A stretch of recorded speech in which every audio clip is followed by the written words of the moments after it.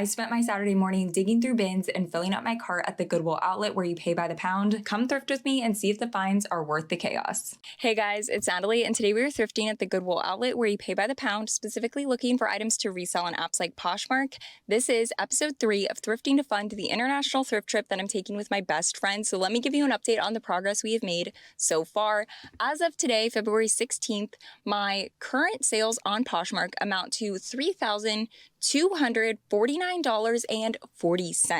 My cost of goods for the 67 items sold is right around $419. Poshmark fees, $650. So my total profit is $2,180. Now, in addition to buckling down on my side hustle of reselling to fund this trip, I'm also managing my finances smarter with Rocket Money, the sponsor of today's video. If you're not familiar with Rocket Money, they are an all-in-one personal finance app that allows you to cancel unwanted subscriptions, track spending, and save more all in one place.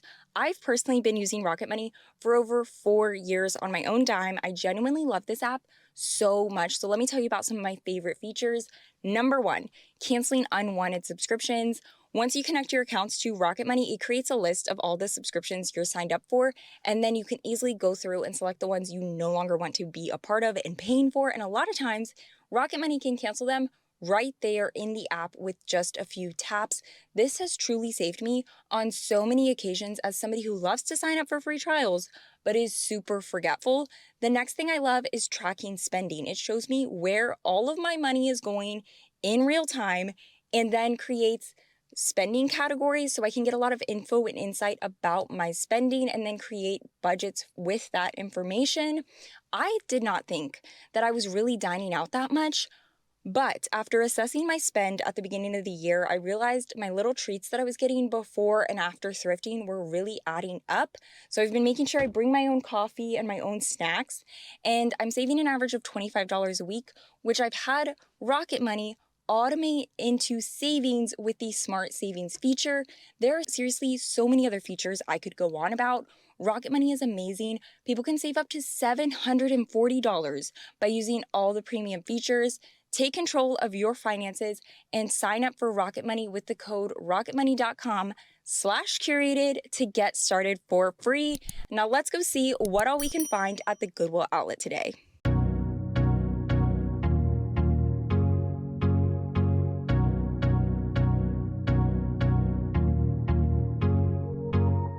I got to the bins a couple of hours after opening, so I made sure to bring my granny cart with me, but to my surprise, they got new carts and there were plenty. So I swapped out the granny for the real deal. I got in there and I started digging. I love looking through old bins. I know this is kind of controversial, but they're always calmer. And even though they've been picked through and looked at by a lot of people, I still tend to find things. Everyone has different taste and is looking for different things. And I found these Vince lamb leather suede chocolate brown pants that retail for $1,250. Now, of course, they won't resell for that, but some seriously nice pants in an old picked over bin.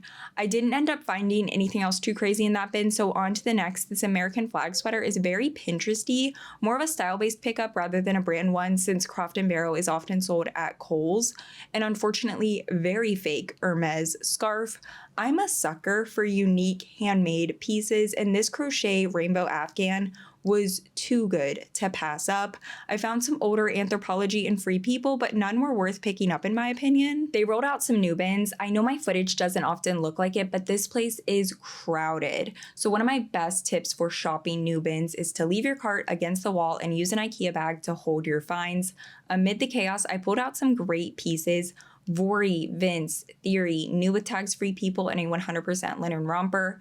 I spotted some Kate Spade, but I could tell by the tightness of the knit and the size that this wool sweater was a victim to being washed on hot, maybe even tossed in the dryer. Another wool sweater tragedy. This cool vintage varsity sweater was a victim of moths. 2 100% wool scarves from Gap. These were actually really nice and in great condition, just not worth picking up for resale, and I don't need them personally. Once things calmed down, I found a few pieces for myself. a cropped long sleeve, a slouchy off-the-shoulder sweater, an Abercrombie bodysuit, and then this Zara bodysuit. I actually ended up leaving this one behind because I wasn't too sure how I felt about the shoulder pads. Another rotation came out. They were moving so quick this morning. A shoe bin was put right in front of me, so I decided to brave it. I picked up these classic Burberry mules. I feel pretty confident that I can clean them up with some leather care and maybe a heel tip replacement. The Prada wedges are a little more complicated with patent leather and cork, but still such a cool find. I don't think I've ever found Prada at the bins before. I went back and found these platform Birkenstocks in great condition, and then Ariat fat baby boots, that is what they are called. These Tory Burch shoes were long gone. They had seen better days. In some clothing bins, I found two newer Athleta long sleeves. You can actually find the year and season of Athleta pieces on the care tag, and these are from fall 2021. I also picked up this Patagonia men's Better sweater. Super exciting to find one without a company logo patch, and this funky 90s sequin sweater. It is such a nice material combo too of silk and wool. Another new rotation. I'm telling y'all, they were moving quick. I spotted something I wanted right on top. It looked like a chocolate brown suede bag. This is the footage I got going for it. Truly chaos. But I did end up getting it along with a couple of other bags. The brown bag was unfortunately not suede and it was very cheaply made, but I did pick up this cute nylon green bag, which happens to be from Stony Clover, Me and Rainbow Crochet. This was not in the best condition and I really just did not need it, so I did put it back. This was kind of funny. I found almost the exact same Cotopaxi fanny pack that I was wearing. It was a little bit more worn out, but it shows that this bag was made to last. I also spotted a cutie little sloth jelly cat when I went back to dig. I picked up a few clothing items. I've been really into thrifting Zara jeans for myself recently. I picked up this pair and tried them on over my leggings, but they just did not fit the best, and I now know I am not the biggest fan of the split hem jean look on myself. This swim trunk brand, I'm not even going to attempt to pronounce it. I know I would butcher it, but it can be a really good find, especially if it's a unique print or a collab piece. These just were not in the best condition. Same with the fig scrub set, can be a really good find, just not in a good condition. I get a ton of comments like this. And trust me when I say it, there's so much ultra fast fashion here too. If I showed every single piece of Shein, Target, Old Navy, Amazon, random event t-shirt, or viral TikTok shop item that I came across, this video would be so long and so boring. Side note, the amount of times I've seen this dang striped long sleeve shirt at the thrift store this year is actually crazy, because it was not that long ago that it was all over my social media feed as being a Free People dupe. The trend turnaround time is insane. Anyway, I digress. There are still so many gems to be found, and even some of these ultra fast fashion pieces can honestly be great finds if it's your size, a style you're into, or maybe you need it for an event, or just there's so many possibilities. Also, a lot of the pieces I pick up for myself and even to resell are ultimately from fast fashion brands. But at least when you're thrifting, you're giving these pieces a second life instead of buying them new and adding to the cycle. Now to go through my cart and decide what I actually want to get, as well as double check for flaws. This is such a crucial step of shopping at the bins. I'm not opposed to getting something with a flaw, but I want to know the flaw exists before I get it and know that I know how to fix it. As much as I love cashmere, I do end up putting a lot of the pieces that I pick up back due to holes and rips. But nevertheless, I ended up getting a lot of good stuff. Here's the after: a bag to put back, a bag to buy, and shoes in the cart. I came across someone's putbacks when I was putting my passes back. These Zara barrel leg jeans in my size, definite add to cart kind of piece. An Irish wool sweater would usually be an immediate yes, but this one had a few flaws and would need some TLC. I only have so much time in the day, so I try to limit my project pieces. And this vintage looks like 60s, maybe 70s corduroy shearling coat is a bit of a project piece, but truly so cool, and I'm really excited to try and clean it up. While I'm at the bins, I'm really trying to make it a habit to pick up towels for the rescued pet movement. They don't have to be new, just clean. It's pretty easy, not too costly. Highly recommend if you live in Houston. I ended up spending just under $90. Before I go through the haul, let me just go over the numbers really quick. After I took off the towels, I spent $85.64. I got 32 items. My cost per piece was $2.67. 21 items are to resell, 3 items are to take to buy-sell trade stores, 1 item is a dud, which ultimately just means I got it, was hoping to be able to repair it, but have not been able to, and then 7 items are to keep for myself. With the items that I'm going to resell, which I will be going through first, I will also include some similar sold comparison pricing so you can get an idea of what these items should go for. Starting off with this Vori ribbed turtleneck bodysuit. This is in great condition. It is a size extra small. The vintage sequin and beaded sweater. I love this piece. It looks like something from the 80s in my opinion, but it is from the 90s. The tag actually has the year, which is super convenient for dating it. It is a size large, a 100% cashmere button front V-neck cardigan. I do believe this is vintage. The tag looks like it, but I wasn't able to find a ton of information about it. It's from Snow Lotus. It is a size 42. A Current Air ribbed sweater maxi dress. I absolutely love this. It looks like it's 2 separate pieces, but they are actually connected. Current Air is a brand that I often will pass on or take to buy-sell trade stores because it just does not sell well online in my experience. But this piece is really recent and it seems to have also been sold at Anthropologie. So I think it'll do really well. It's lovely. It's a size small. A new with tags Zara draped tulle snake print maxi dress. This is a size large. A Patagonia men's better sweater. This is a size medium. A 100% linen romper from We Wore What. I think this piece is so freaking cute. It would be so fun styled with some cowboy boots this spring, maybe for the rodeo. But unfortunately, it does not fit me. I wish it did. It is a size extra small. A Theory navy blue utility style jumpsuit. This is a size 6. New with tags, Free People 100% cotton pocket front pants.